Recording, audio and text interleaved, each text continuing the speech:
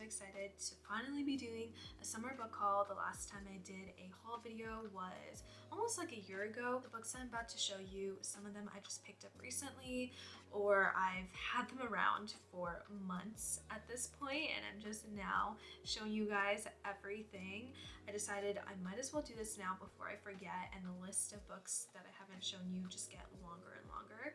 So let's get started with the books that I actually finished reading because, like I said, I've had them for a while. So first and foremost is My Body by Emily Ratajkowski. This is a book that I picked up after seeing it all over Book Talk for a while. It is a collection of short essays written by one of the top models in the industry, Emily Ratajkowski. She basically skyrocketed to fame after appearing in Robin Thicke's Blurred Line music video, and I did not even know that until I read this book. But she talks about in the book how that music video basically propelled her, skyrocketed her to fame, and she was able to gain so many different opportunities and experiences because of that. So this book really just goes into her perspective on misogyny, empowerment, objectification. It was just really interesting to me to read about her perspective from someone whose whole career is about making sure she always looks her best, and it's about selling a certain type of image. I didn't really expect to pick up on anything new, but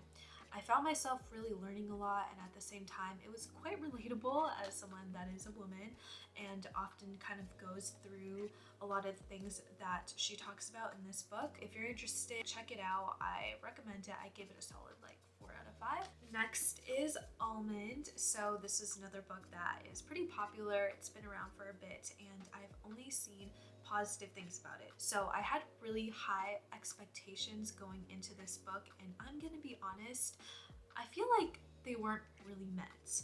I think that this book does a really good job of enforcing the theme of like empathy and human connection. And okay, before I get ahead of myself, this book is about a boy named Yeonjae who was born without the ability to express emotions. So anger, fear, sadness, whatever, he's just not familiar with them, and he's often put in a lot of situations that the book kind of details where he doesn't really know what to do, and he has to kind of be taught how to react a certain way from like his mom and grandma. It was a really interesting read. I've never read a book quite like this before, but it just kind of missed the mark for me, and I don't really know what it is. And I think it's because I knew going into this book that it was going to be a very heartfelt, emotional book centered around empathy, and because it was just so obvious and so in your face all the time, it was hard for me to get into it and to feel the things that I wanted to feel and to feel super attached to the characters. So that might be it. I give this like a 3 out of 5. Okay, now moving on to the books that I have not really started reading yet. I've just got a whole huge pile here. First and foremost, we've got Trick Mirror, Reflections on Self-Delusion by Gia Tolentino. This is on all of the certified hot girl summer reading lists. I wanted to take a little peek of it myself. It is very, very thought-provoking, that is for sure. This book has a collection of think pieces by Gia, and it has a very wide range of topics that don't necessarily fit together, but they're things that I normally wouldn't think about, which is why I find this to be a very fascinating read so far. I am maybe like, okay, I'm on page 100. So far, I've read things ranging from the internet's effects and how it incentivizes users to post and kind of like its chokehold on us. She talks about her time on this reality TV show that's really obscure and old, and how that kind of shaped her and what it was like being on something like that. Female characters in books and how they've changed from the books that you read as a child versus like YA novels. That one was really interesting, and that was like a little think piece that inspired me to actually record the episode that I released this week. But yeah, so that was really cool, and I found that to be super, super fun to read. If you're looking to gain some brain points, this might be the read for you, because I'm honestly like thoroughly enjoying it quite a bit so far. It is very heavy in the sense that like I gotta turn my brain on quite a bit to get through it, but it is well worth it. I'm just a slow reader when it comes to more brain intensive stuff. Next up is Why We Sleep, Unlocking the Power of Sleep and Dreams. This was actually recommended by my friend Javine, and she was actually the one that gifted me this. So shout out to Javine if she's watching this video. I was super hooked the moment that she told me it was about like the effects of sleep, how to improve your sleep. I have just been on this whole bender of trying to figure out how to improve my sleep quality because it has been so shitty recently. I cannot even begin to explain how bad it is. So I've just been doing like everything that I can. Actually, no, I have not. LOL. I don't know why I said that. I want to learn as much as I can about sleep because sleep in itself is a very fascinating thing to me. And so the fact that I have like this whole book about it and it's by a very credible author. Okay, I have my notes out here. It's written by the director of UC Berkeley's Center for Human Sleep Science. That seems pretty credible to me. I have read just the teeny tiniest bit of it. So far, what I've picked up is that it's very, very bad for you to have caffeine in the afternoon and night because it stays in your system forever, practically like 8 hours or so. If you are curious about sleep and want to learn more about it, I recommend this so far.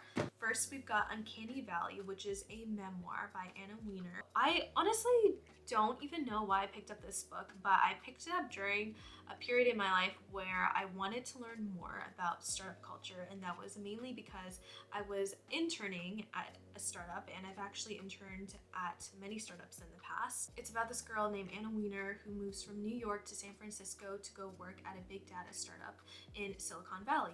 And as we all know, Silicon Valley is notorious for launching a bunch of like huge companies and housing like a bunch of small startups. And at the same time, we also know that there is like some crazy shit that happens down there. So I really wanted to like learn more about it, and I thought it would be interesting to learn from this girl.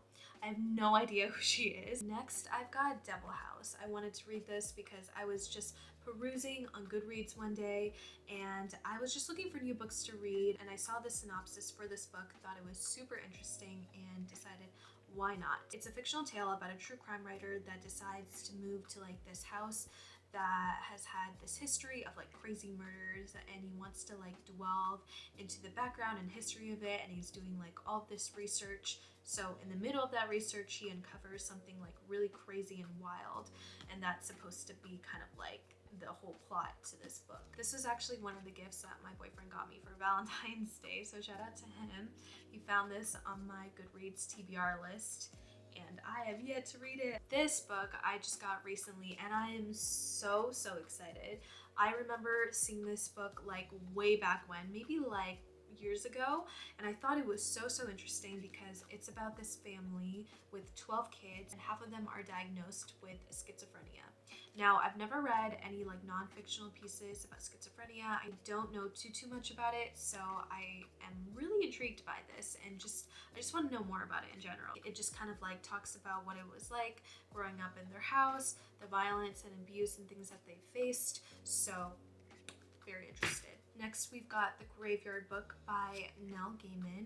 So even though I have like 3 books by him so far, this one included, I have not started reading a single one of them. I don't know what it is, but he is supposed to be like a really iconic author. I've never read anything from him. It's about this orphan named Nobody Owens, otherwise known as Bod. He's being raised by these like spirits that are neither alive or dead. And this whole thing is supposed to be about how he wants to kind of be free and to leave this like graveyard that he's been raised in all his life.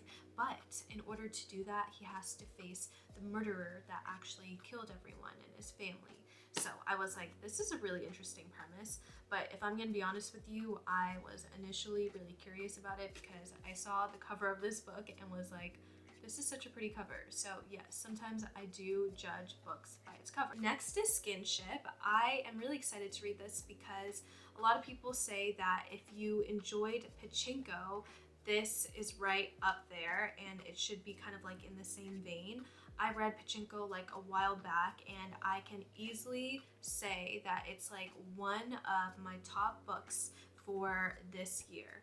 I wasn't expecting much going into it. I became so attached to like the characters, the family tree, and just like everything about the book. Like I was so attached to the point that after I finished reading it, I felt so empty, and I was like, there's no way that I can find another book that will be as good. So if you have any books that are kind of similar to Pachinko, please let me know down in the comments, because I am still on the search, on the hunt for things that are kind of like this. Skinship is supposed to be a collection of short stories revolving around Korean American families. There's a whole bunch of different stories. I don't really know like the exact ones, I'm sorry, but I am very interested in tales that kind of weave together different generations, their conflicting perspectives, and just all the trauma and things that come with it.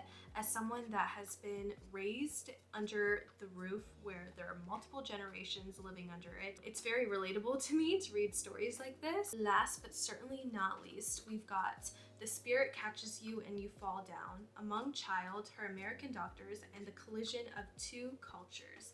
So I don't know a single thing about this book. I actually saw this book on Book Outlet and was really intrigued by the premise of it. Basically, this book is about the true tale of a refugee family from Laos and their daughter named Leah Lee that was diagnosed with severe epilepsy. This book is supposed to go into details about the conflicts that the family had, about what to do like with their daughter that was dealing with epilepsy, and kind of what the doctors were telling them to do. So very much like a story about conflict of interest and how it all kind of led to tragedy. That's not a spoiler, it says that on the back. You already know that the conclusion is not a happy one, unfortunately, but that doesn't deter me from reading. I still am very interested in stuff like this. I'm all about reading like books that I don't really see a lot about on the internet, because I've realized that I end up finding a lot of books that I really enjoy through that way, and I think sometimes Book Talk has often let me down, I'm gonna be honest. So I've kind of resorted to really just trying to find books by myself, because half the time I'm just like, what is this? Like, what exactly am I reading? It's just like not as good as everyone makes it out to be. Thank you guys so much for watching, and as always, I will see you next time. Bye.